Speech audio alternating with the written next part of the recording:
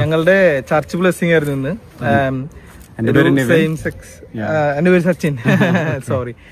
ഒരു same sex കപ്പിളിന്റെ ഒരു blessing ceremony ഒരു ഇംഗ്ലീഷ്, അതായത് ഒരു ആംഗ്ലിക്കൻ ചേർച്ചിൽ നടക്കുന്നത് ആദ്യമായിട്ടാണ്. ഈ വർഷം ഈ പള്ളിക്ക് എന്തോ 1000 years ഓൾഡ് ചേർച്ചാണ് ഇത്. ഇങ്ങനെ ഒരു ഇവന്റ് നടക്കുന്നത് ആദ്യമായിട്ടാണ്. അവര് ഇംഗ്ലണ്ടിൽ അത് ലോ ആയിട്ട് ഒരു 5 വർഷമായി, പക്ഷെ ഒരു 2 years ആയിട്ടുള്ളൂ ഇപ്പൊ ചർച്ചിൽ ഇങ്ങനെ ഒരു ബ്ലെസ്സിംഗ് ചെയ്യാം സെയിം സെക്സിനെ എന്നുള്ള ഒരു അപ്രൂവൽ ആയിട്ട്. അപ്പൊ നമ്മൾ 2 വർഷമായി അതിന് ചോദിക്കുന്നു.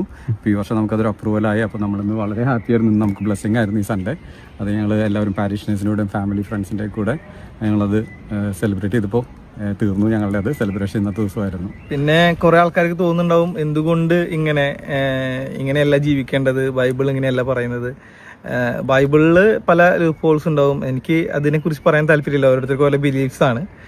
ഞങ്ങളെ സംബന്ധിച്ചിടത്തോളം ഞാനൊരു 3ാം ക്ലാസ്സിൽ പഠിക്കുമ്പോൾ തൊട്ട് എനിക്ക് വേറൊരു ഓപ്പോസിറ്റ് സെക്സിനോട് ഒരു ഇൻട്രസ്റ്റ് തോന്നിയിട്ടില്ല.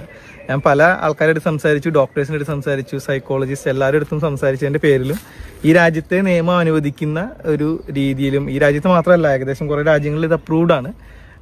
ആ ഒരു ബേസിസിലാണ് ഞങ്ങൾ ഇത് ചെയ്തിരിക്കുന്നത്. ലോഫുള്ളായിട്ടും ചർച്ച് ഓഫ് ഇംഗ്ലണ്ടിന്റെ അപ്രൂവൽ പ്രകാരമുള്ള ഒരു കാര്യമാണ് ചെയ്തിരിക്കുന്നത്. അതിലേക്ക് ഞങ്ങളെ നയിക്കുന്നത് എന്താണെന്ന് വെച്ച് കഴിഞ്ഞാൽ, നമ്മൾ മിക്കപ്പോഴും നാട്ടിലൊക്കെ എല്ലാവരും ഇതൊരു മൂടി വെച്ച് വീണ്ടും ഒരു മാരേജിലേക്ക് പോവുക, അല്ലെങ്കിൽ മാരേജിൽ ചെന്നാൽ നമ്മളൊരു പെൺകുട്ടിയുടെ ഡ്രീമാണ് അവിടെ നമ്മൾ നശിപ്പിക്കുന്നത്.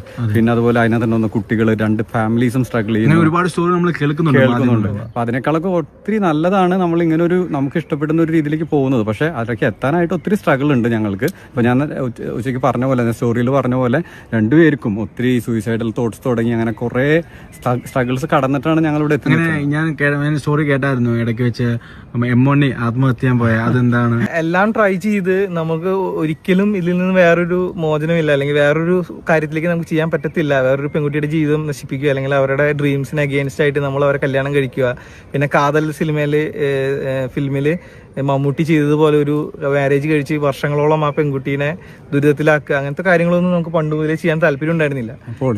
ഒളിച്ചോടാന്നുള്ളത് ആത്മഹത്യയാണ്. നമ്മുടെ അവിടെ എല്ലാവരും ചെയ്യുന്ന ഒരു അങ്ങനെ കുറെ പേര് ചെയ്തിട്ടുമുണ്ട്. കുറെ സ്റ്റോറീസ് പലരും ആത്മഹത്യ ചെയ്യുന്നത് ഇതിന്റെ ബേസിലാണ്. പലപ്പോഴും അത് അറിയാതെ പോകുന്നുണ്ട്. പക്ഷെ കുറെ കാരണങ്ങൾ ഇങ്ങനെയാണെന്നുള്ളത് നമ്മൾ ആരും അറിയുന്നില്ല.